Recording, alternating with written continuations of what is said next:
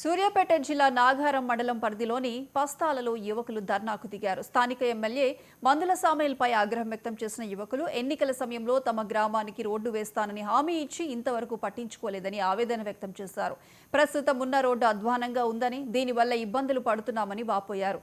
MLA ఇప్పటికైనా స్పందించి road నిర్మాణ పనులు చేపట్టాలని కోరారు. రోడ్డు వేయకపోతే పంచాయతీ ఎన్నికలను బహిష్కరిస్తామని హెచ్చరించారు. అనంతరం అంబేద్కర్ విగ్రహానికి వినతి పత్రం అందజేశారు.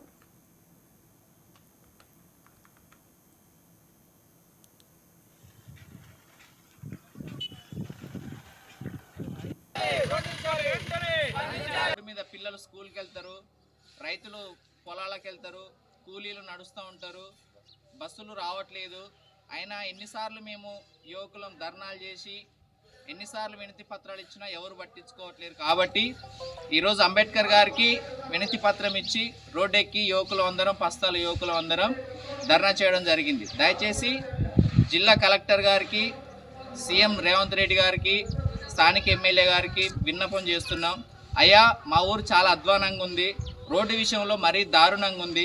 దయచేసి మా ఊరికి రోడ్డు వేయండి, లేదంటే వచ్చే స్థానిక సంస్థల ఎన్నికలను బహిష్కరిస్తాం. యువకులు అందరం కలిసి బాయ్కాట్ ఎలక్షన్స్ అనే హ్యాష్ ట్యాగ్ తోటి పెద్ద ఎత్తున ఉద్యమం చేస్తాం. దయచేసి మమ్మల్ని ఇప్పటికైనా గుర్తించి మా ఊరికి ఒకసారి వచ్చి చూడండి. కలెక్టర్ గారు, సీఎం గారే కానీ, ఆర్ఎండ్బి మంత్రివర్యులు కోమటిరెడ్డి వెంకటరెడ్డి గారైనా కానీ ఒకసారి మా ఊరి పరిస్థితిని కనుక్కొని తక్షణమే మా ఊరికి రోడ్డు వేసేలా కృషి చేయండి. లేదంటే చాలా ఘోరాలు జరిగే పరిస్థితి ఉంది.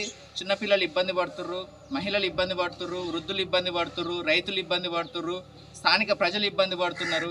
రోడ్డు విషయంలో చాలా దారుణంగా ఉంది.